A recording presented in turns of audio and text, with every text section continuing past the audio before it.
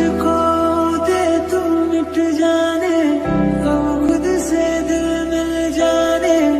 কি আবার তাড়াতাড়ি কল করলাম। কি এটা? কি ছবি আমার কিসের ছবি? Security guard. সিকিউরিটি গার্ডে? তুমি সিকিউরিটি গার্ডে জব করো? তুমি আমাকে কি বলছো এতদিন? মিথ্যা কথা বলছো তুমি আমার সাথে। তোমার সাথে আমি এই জন্য রিলেশন করছিলাম।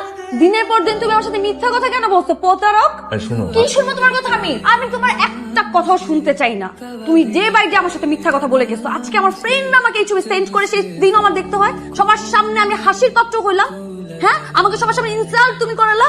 তুমি এইটাই চাইছিলে আমার সাথে আসতে? মানে এখানে কে জানবে? আর জানার কে বাকি আছে? সবাই জানুক না তুমি আমার সাথে এরকম প্রতারণা করছো। ও আচ্ছা আচ্ছা, আমি তো এখন বুঝতে পারতেছি কেন তোমার বাপ দাদা সকালবেলা ঘুম থেকে উঠে কেন চা রুটি খায়। তুমি এই জন্যই খাইছো ফকিন্নি।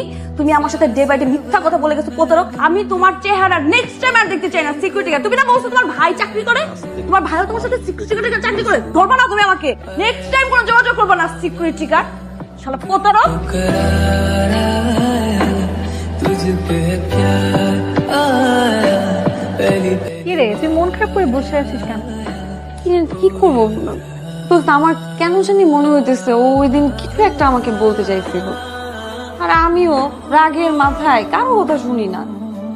সবার সামনে যেভাবে রেস্টুরেন্টের মধ্যে চিল্লাইছি, আমি রেস্টুরেন্টে তো ঢুকতে পারবো না। ওকে যে আবার আমি জিজ্ঞেস করবো, কিংবা ওই বা কি মনে করছে যেভাবে ইনসাল্ট করছি আমি ওকে সবার সামনে। কিন্তু কিছু একটা আমাকে বলতে চাইছিল। এত দিনের রিলেশন, কিছু হলো তো চিনি আমি ওকে। ও অনেক ডিফারেন্ট। আমার কাছে কেন জানি মনে হচ্ছে এর পিছনে दुआ भी लगे ना मुझे तवा भी लगे ना मुझे जब से। আমার আসলে ওইভাবে ব্রেকআপ করাটা উচিত হয়নি। ফ্রেন্ডদের জন্য সবাই এমন ভাবে হাসি তামাশা করছিল আমাকে নিয়ে, তোমার ওই পিকচারটা নিয়ে খুব ইনসাল্ট ফিল হচ্ছিল। ঘুমাতে পারছিলাম না রাতে। আমি তোমাকে কিছু বলতে চাইনি, কিন্তু ওরা যেভাবে ধরলো আমাকে, তখন রাগের মাথায় তোমাকে এসে কথাগুলি বলতে হলো আমার। আসলে তোমাকে তখন বোঝা উচিত ছিল আমার। আমিও কি রাগের মাথায়, তুমি তো জানোই আমার রাগটা একটু বেশি। সরি। এখন এই বিয়েতে আমার কোনো আপত্তি নেই। কিন্তু আমার তো আপত্তি আছে। এই বিয়েটা তুমি করতে পারবো না। মানে? মানে আমার ভাই একজন সিকিউরিটি গার্ড। যদিও আমি এখন জব করি, তারপর যদি এখন আমার ভাই অসুস্থ হয়, আমি কিন্তু আবার প্রক্সি দিব। ও আরেকটা বিষয়, ওদিন কিন্তু আমি প্রক্সি দিয়েছিলাম, আমি সিকিউরিটি গার্ড ছিলাম না। তুমি তো কথাই শুনতে চাওনি। আমাদের রিলেশনশিপটা পুরোপুরি ছিল তোমার ফ্রেন্ডদের উপরে। তোমার সব ফ্রেন্ডের কথা শুনলা, হাসাহাসি করে কি বললো এটা শুনলা। তুমি কিন্তু একটাবার আমার কথা শুনতে চাও। 1000বার ট্রাই করেছিলাম নিজের কথাগুলো বলতে, কিন্তু সুযোগ দেওনি।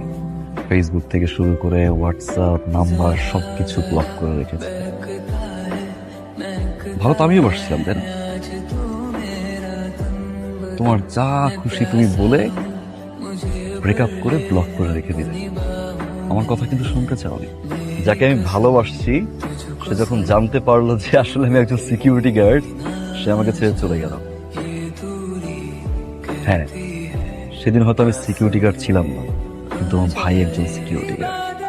আর এটা নিয়ে মোটেও আমি লজ্জাবোধ করছি না, প্রাউড ফিল করছি যে আমি একজন সিকিউরিটি গার্ডের ভাই। যেই ভাই ছোটবেলা থেকে আমাকে এত কষ্ট করে বড় করেছে। আর যে সাকসেসফুল মানুষটা না আমি, এই মানুষটার পুরোটা অবদান কিন্তু আমার ভাইয়ের। আর নিজে একজন সিকিউরিটি গার্ডের ভাই হিসেবে পরিচয় আমার এখনো লজ্জা করা না, কোনদিন করবে না। আমি যদি এখন তোমাকে বিয়ে করি, কোনো কারণে যদি আমার চাকরি চলে যায়,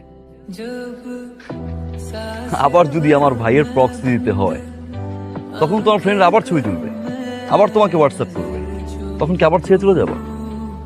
কখনো কোনো মানুষকে তার অবস্থান দেখে ভালোবাসতে হয় না। আর সেই অবস্থান দেখেই তুমি আমাকে ছেড়ে চলে গেছো। ঠিক এখন আবার অবস্থান দেখেই বিয়ে করতে চাই। অবস্থান দেখে যে মানুষটা চলে যায়, সে আর যাই হোক আমার লাইফ পার্টনার হতে পারেনি। কিন্তু তোমাকে ভালোবেসেছিল, সারা জীবন ভালোবেসে যাও। বাট যে আমাকে এবং আমার ভাইয়ের সিকিউরিটি গার্ডের ড্রেসটাকে ছোট করে, তাকে কখন আমার লাইফ পার্টনার বানাতে পারবো।